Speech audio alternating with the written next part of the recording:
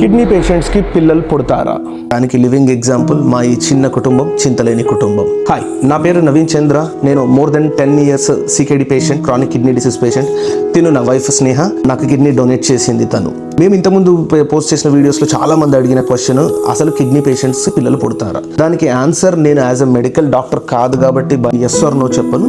But in general case by case vary అవుతుంది కాబట్టి మీరు మీ నెఫ్రాలజిస్ట్ గారితో మాట్లాడి, యూరాలజిస్ట్తో మాట్లాడి మీరు దాన్ని బట్టి డెసిషన్ తీసుకోవాలి. 2013-14 టైంలో మాకు పెళ్ళైన ఫస్ట్ యానివర్సరీ మరుసటి రోజు నాకు సికేడి స్టేజ్ 5 అని తెలిసిన తర్వాత అందరిలాగే సహజంగా నేను సైకాటిక్ డిప్రెషన్, బాధ అన్నీ అయిపోయిన తర్వాత కొంచెం టైం గడిచిన తర్వాత వచ్చిన ఫస్ట్ డౌట్, కొత్తగా పెళ్ళైంది అసలు మాకు పిల్లలు పుడతారు అని. మేము మా నెఫ్రాలజిస్ట్తో కలిస్తే ఆయన నార్మల్గా like any other couple, younger couple మీరు కిడ్స్ ప్లాన్ చేసుకోవచ్చు అనుకున్నారు. కానీ అసలు పుట్టరు అనేది నిజం కాదు. దానికి లివింగ్ ఎగ్జాంపుల్ మా ఈ చిన్న కుటుంబం, చింతలేని కుటుంబం. 2023 ఏప్రిల్లో మాకు పాప పుట్టింది.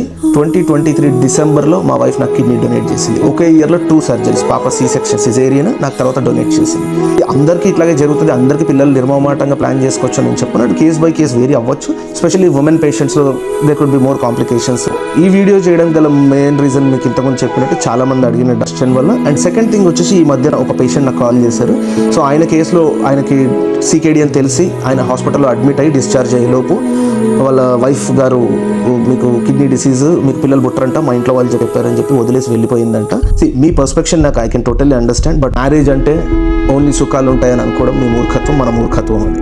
మ్యారేజ్ అంటే ఇట్స్ బోత్ కష్టము, సుఖము, మంచి చెడు అన్ని మిక్స్లో ఉంటాయి. సో మీరు పిల్లలు పుట్టరు అని మీకు మీరే డిసైడ్ అయిపోయి వదిలేసి జీవితాలు పాడు చేసుకోకుండా ఒక్కసారి డాక్టర్ గారితో మాట్లాడండి. మీ నెఫ్రాలజిస్ట్, యూరాలజిస్ట్, ఉమెన్ పేషెంట్స్ అయితే గైనకాలజిస్ట్ గారి ఒపీనియన్, వాళ్ళ పర్యవేక్షణ, వాళ్ళ ట్రీట్మెంట్లో మీరు డిసైడ్ చేసుకొని కిడ్స్ని ప్లాన్ చేసుకోవచ్చు. సో మీరు మా కేసులో అర్థం చేసుకోవాల్సింది ఏంటంటే, డోనార్ పర్స్పెక్టివ్ అయినా, రిసిపియంట్ పర్స్పెక్టివ్ అయినా కిడ్స్కి అన్ని వేళలా ప్రాబ్లమ్స్ ఉండకపోవచ్చు. ఎంతటా మీరు స్వతహాగా నిర్ణయాలు తీసుకోకుండా మీ స్పెషలిస్ట్ డాక్టర్స్ని కన్సల్ట్ చేసి దాని తగ్గట్టుగా ప్లాన్ చేసుకోండి.